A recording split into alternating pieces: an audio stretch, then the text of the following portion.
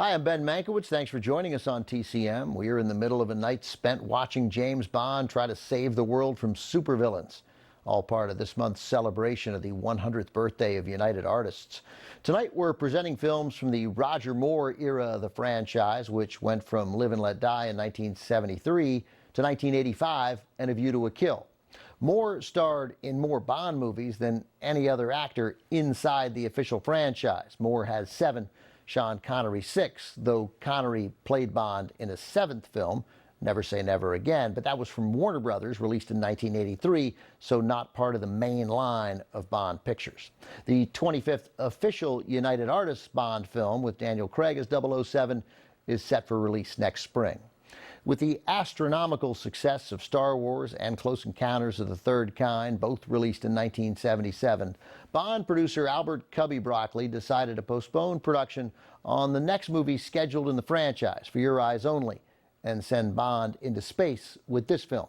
It's from director Lewis Gilbert in 1979, Moonraker. Loosely adapted from Ian Fleming's third novel, Moonraker features all the elements Bond fans had come to expect after the 10 movies preceding it. Exotic locations, multiple seductions, highly choreographed action scenes, impressive gadgetry. Bond's assignment in Moonraker is to figure out who stole a U.S. space shuttle. Bond logically decides to discuss the matter with the shuttle's manufacturer, aerospace billionaire Hugo Drax, who turns out to be super helpful and concerned about space. Just kidding, his name is Hugo Drax. There has seldom been a more telegraphed villainous name in the history of cinema.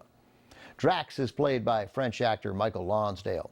He has a NASA scientist working for him, Dr. Holly Goodhead, played by Lois Chiles. Originally, the producers wanted Chiles to be Bond's love interest in The Spy Who Loved Me, released 2 years earlier, but Chiles turned it down. She did not pass on Moonraker. The cast also includes series regulars Lois Maxwell as Miss Moneypenny, Desmond Llewellyn as Q, and Bernard Lee making his final appearance as M. Another familiar face is Richard Kiel, reprising his unforgettable role as the giant steel-toothed assassin Jaws. From 1979, with Oscar-nominated special effects, here's Roger Moore in Moonraker. Moonraker is the 11th movie in United Artists' James Bond franchise, and for many critics, the formulaic nature of the plot had worn a bit thin. In his review, Roger Ebert laid out the basic Bond movie outline, from the opening brush with death stunt to the final action sequence. He finished by writing, "Take this formula, plug in the specifics, and you have the new Bond movie." Ultimately, Ebert didn't mind that predictability. Neither did audiences, who made Moonraker the most financially successful of all the Bond films to that point.